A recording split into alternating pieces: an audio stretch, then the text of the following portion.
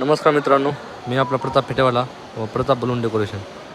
आज आपले गणपती बाप्पा यांचे दर्शन घेऊन मी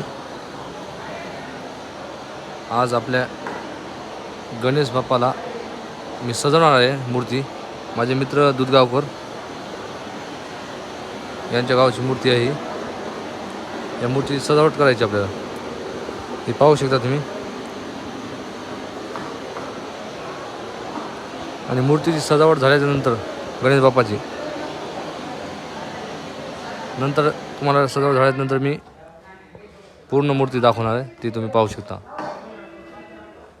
ते पाहून घ्या आताच।